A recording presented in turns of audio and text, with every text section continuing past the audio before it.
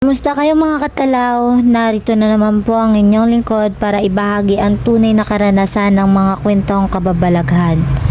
Kung bago ka pa lang sa aking channel, please subscribe, like, and hit the notification bell para updated ka sa susunod kong kwento.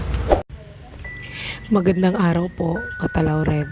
Itago nyo na lang po ako sa pangalang Tricia. Isa po ako sa mga tagapakinig mo sa iyong kwentong kababalaghan. Kaya naman ay naisipan ko pong ibahagi sa inyo ang aking karanasan. Bakasyon po ng mga panahong sumama ko sa pinsan kong si Rowena pauwi sa kanilang probinsya. Si Rowena nga po pala ay anak ng kapatid ng aking ina na si Tia Glenda. Si Rowena po ay nakikituloy sa amin simula nang mag-high school na ito. Parehas po ang paaralang aming pinapasukan, parehas din po kaming third year high school pero magkaiba po ang aming section. Halos 22 oras ang aming biniyahe papunta sa kanilang probinsya. Nang marating na namin ang kanilang tahanan, ay agad naman kaming sinalubong ng aking mga pinsan na kapatid ni Rowena, si Jake, Kuela, at bunsong si Lucio, na 3 taong gulang pa lamang ng mga panahong iyon.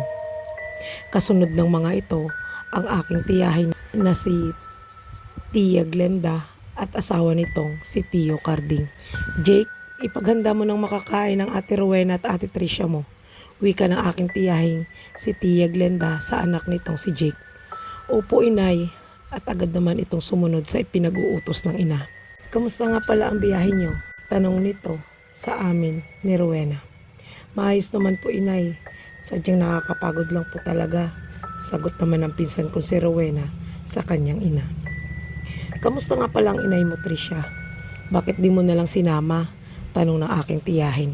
Ayaw pong sumama tiya. Inisip po kasi niya na wala pong magpapakain sa alagang aso namin. Kaya po ay nagpaiwan na lang ito. Sagot ko naman kay Tia Glenda. Kamusta nga pala ang ate mo? Muling tanong nito sa akin. Maayos naman po si ate.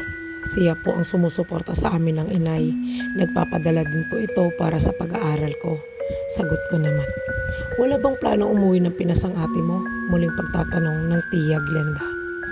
Next year daw po, pagka-graduate ko sa high school, ay magbabakasyon daw po siya kahit 3 months daw po. Sagot ko naman. Inay, nakahanda na po ang pagkain. Wika ng pinsan ko si Jake sa ina. Rowena, Tricia, kumain na muna kayo at pagkatapos ay magpahinga na muna. Alam kong pagod kayo sa biyahe. Siya nga pala Rowena, doon na muna kayo ni Tricia tumuloy sa iyong kwarto at kasya naman kayong dalawa doon. Wika ng aking tiyahin sa anak. Nang matapos na kaming kumain, ay agad naman naming tinungo ang kwarto nito. Maaliwalas ang kanilang bahay, gawa sa kahoy, sawali ang dingding nito at pawid ang bubong. At sinasabayan pa ito ng sariwang ihip ng hangin na nagmumula sa bintana ng silid na iyon. Kaya naman ay agad akong nakatulog ng mga oras na iyon. Siguro dala na din ang sobrang pagod sa biyahe. Alas 8 na ng gabi nang magising ako. Wala na si Rowena sa aming silid. Kaya naman ay lumabas ako ng silid na iyon. Pagkalabas ko ng nasabing silid, may narinig akong nagtatawanan. Nakita kong nagkakasiyahan ang pamilya ni Rowena. Pinagkakatuwaan ng mga ito ang bunsong si Lucio na bibong-bibo ng mga oras na iyon. Lumapit ako sa kinaroroonan ng mga ito na nasa ilalim ng isang puno ng nara na nakatayo sa harapan ng kanilang bahay. Malamlam lamang ang liwanag na tumatama sa kinaroroonan ng mga ito na nagmumula naman sa isang ilaw ng poste. Nang matanaw ako ng aking tiyahin ay agad ako nitong tinawag. Tricia, halika dito. Di ka na namin ginising at alam ko namang pagod kayo sa biyahe. Naaliw naman ako habang pinapanood ko ang pinsan kong si Lucio sa pagsasayaw. Lumipas ang ilang minuto nang mapansin naming may isang matandang lalaki ang dumaan sa gilid ng bakuran nila Rowena. May dala itong isang sako na may laman na kung ano. Mga 6 na metro ang layo nito sa kinaroroonan namin nang maamoy namin ang di mawaring amoy na para bang nabubulok na hayop. Nang matapat ito sa kinaroroonan namin ay sandali itong huminto at tumitig ito sa pinsan kong si Lucio. Kaya naman, nang mapansin ito ng ama ni Rowena na si Tio Carding, ay agad niyang kinuha ang bunsong anak at tinungo nito ang kinaroroonan ng matanda para palawayan ito. Agad namang nilawayan iyon ng matanda at pagkatapos ay tumalikod na ito papalayo sa aming kinaroroonan. Nasiya namang labis kong ipinagtaka, Katalaw Red. Pero sabi ng aking pinsan na si Rowena ay paraan daw iyon para di mausog si Lucio ng matandang lalaki.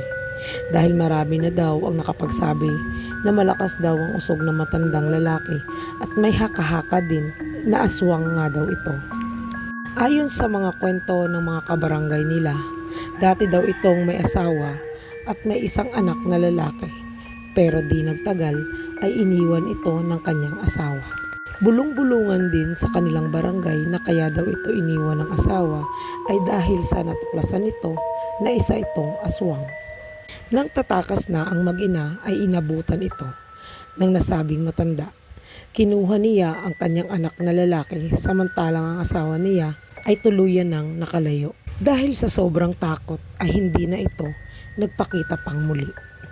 Lumipas ang ilang buwan ay nabalitaan nilang namatay ang anak nitong 3 taong gulang pa lamang ng mga panahong iyon. May nakapagsabi rin na kaya daw ito namatay ay kinain ito ng sariling ama. Simula nang mamatay ang nasabing anak nito ay naging lasinggero ito. Laging nakikipag-inuman sa kabilang barangay. Kapansin-pansin naman na tuwing aabutan ito ng dilim sa inuman ay may naririnig ang mga kainuman niyang tumitik-tik. Kasunod nito ay magpapaalam na ito na uuwi na para bang sinusundo na ito. Dagdag pa dito, Katalaw Red, na habang pauwi na ito galing inuman sa kabilang barangay ay bigla itong nabangga ng isang bus. Naghiyawan ang mga pasahero nang makita ang isang matandang lalaki na nabangga ng kanilang bus na sinasakyan. Nang bumaba ang konduktor at driver ng bus upang kunin at para madala ito sa pinakamalapit na hospital, ay laking gulat nila nang wala silang nakitang katawan ng isang matandang lalaki. Ang tanging nakita na lamang nila ay isang putol na puno ng saging na nakabalagbag sa may gulong ng nasabing bus. Na sa pagkakataong iyon ay siya namang ipinagtaka ng driver na bakit nagkaroon ng putol na puno ng saging sa kalsadang iyon. Naging usap-usapan sa kanilang barangay ang mga pangyayaring iyon. Kaya naman, simula na nangyari iyon, ay naging maingat na ang mga kabarangay nito sa nasabing matandang lalaki. Lumipas ang 2 araw, ay muli naming nakita ang matandang lalaki. Nakasalubong namin ito nang papunta kami sa isang talon na nasa kabilang barangay lamang. Nakayoko ito nang masalubong namin at may dala itong isang sako. Pero sa pagkakataong iyon ay wala naman kaming naamoy na mabaho na gaya ng naamoy namin noong mga nakaraang gabi. Masaya kaming naliligo sa mga oras na iyon. Malamig ang tubig na bumabagsak pa ibaba sa nasabing talon. May mga pamilya din ng mga oras na iyon na dumadayo pa para lamang maligo dito. Palubog na ang araw nang makauwi kami sa bahay ng aking tiyahing si Tia Glenda. Mga alas 7 ng gabi ay kumatok ito sa aming kwarto ni Rowena. Rowena anak, bantayan mo muna ang kapatid mong si Lucio at maghahanap lang kami ng ama mo ng gamot para maipainom sa bunso mong kapatid. Sobrang taas ng lagnat eh. At palagi mong punasan ng basang bimpo para kahit papano ay humupa ang lagnat nito. Bili nito kay Rowena. Agad namang tinungo ni Rowena ang silid kung saan naroroon si Lucio. At hinatid ko naman ang Tia Glenda at ang asawa nito sa gate. Medyo may kalayuan ang butika sa lugar na iyon dahil liblib na lugar na ang kinaroroonan ng bahay nila Rowena. Mag-iisang oras na nang nakakaalis sina Tia Glenda at Tio Carding nang biglang nagtahulan ang 2 alagang aso nila Rowena. na nakaharap ito sa madilim na parte ng kanilang bakuran na para bang may nakikita ang mga ito. Maya-maya pa ay nagsipagtakbuhan ang mga ito na bahag ang mga buntot. Na siya namang ipinagtaka ko. Mula sa aking kinaroroonan ay natanaw ko ang pamilyar na imahe ng isang matandang lalaki na nakatayo ito sa loob ng bakuran nila Rowena habang nakatingin kung saan naroroon ang kwarto nila Lucio. Kaya naman ay agad akong pumasok sa loob ng bahay ng mga oras na iyon. Nang makapasok na ako ay agad kong tinungo ang kwarto kung nasaan naroroon si Rowena at Lucio at sinabi ko kay Rowena ang aking nakita. Bakas naman sa mukha ni Rowena ang takot habang pinupunasan nito ng basang bempo ang katawan ng bunsong kapatid. Maya-maya pa ay sinabi nito na kung pwede pakiayos ang sara ng mga bintana. Sinunod ko naman ang sinabi nito. Kasunod nito ay tinungo ko ang silid ng dalawa ko pang pinsang sina Jake at Wella na mahimbing nang natutulog ng mga oras na iyon. Dahil sa sobrang pagod sa paglalaro at paglalangoy sa pinuntahan naming talon. Nang maisara ko ng maayos ang mga bintana sa silid ng dalawa kong pinsan ay may narinig akong kaluskos. Di kalayuan sa kinaroroonan ko. Tinungo ko kung saan ito nagmumula. Sa isang maliit na butas sa dingding na sawali ay sinilip ko kung ano ang kumakaluskos na iyon. Laking gulat ko nang makita kong muli ang matandang lalaki na may pinapahid itong likido sa kanyang katawan at ng mga pagkakataong iyon ay nasa may gilid na ito ng dingding ng silid nila Rowena at Lucio. Maya-maya pa ay nagsipagtayuan na ang aking mga balahibo nang masilayan kong nagpapalit na ito ng anyo. Naging isang napakalaking ibon na kulay itim ito na pulang-pula ang mga mata at matutulis ang mga kuko nito sa mga paa. Halos di ako makagalaw sa mga nakita kong iyon, Katalaw Red. Kasunod nito ay unti-unti na niyang ipinapagaspas ang mahahaba nitong mga pakpak. Nang makalipad na ito ay saka na lamang ako nakaalis sa aking kinaroroonan. Nanginginig ang mga tuhod ko na para bang wala ng lakas para ihakbang ko ang mga ito dahil sa sobrang takot na aking nararamdaman ng mga oras na iyon. Tinungo ko ang kwarto nila Rowena at Lucio at takang-taka si Rowena nang makita akong namumutla at halos hindi na makapagsalita sa mga sandaling iyon. Anong nangyari sa'yo? Bakit namumutla ka? Sabay abot nito ng isang baso na may lamang tubig. Uminom ka muna. Pag-aalala na tono ng boses ng pinsan ko si Rowena.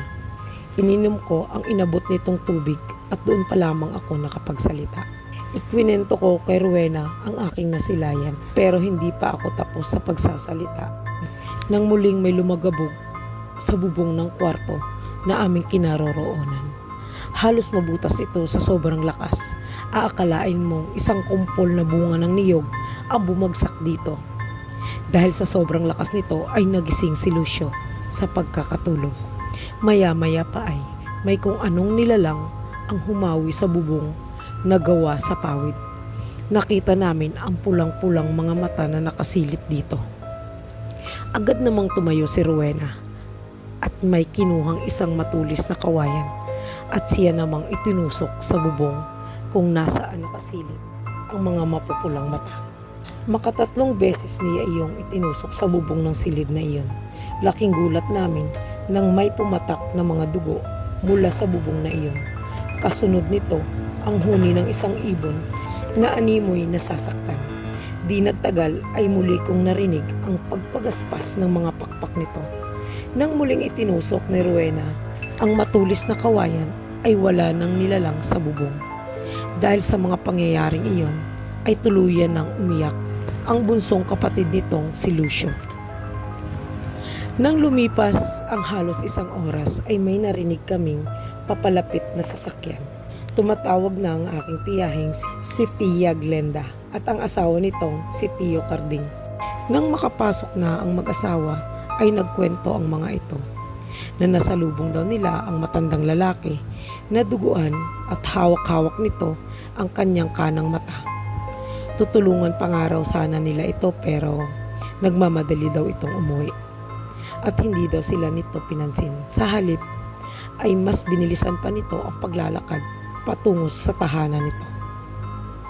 Nang mapainom na ng gamot si Lucio, ay ikwinento ko naman ang aking nakita at mga pangyayari ng mga gabing iyon at nasabi din ni Rowena ang kaganapan sa loob ng silid at kung bakit may mga patak ng dugo sa kwartong iyon. Nanlaki na lamang ang mga mata ng mag-asawa nang marinig ang mga pangyayari ng gabing iyon. Kinabukasan ay tinungo ni Tio Carding ang bahay ng nasabing matanda pero wala na ito at may nakapagsabi na umalis na ito at di na daw babalik sa lugar na iyon.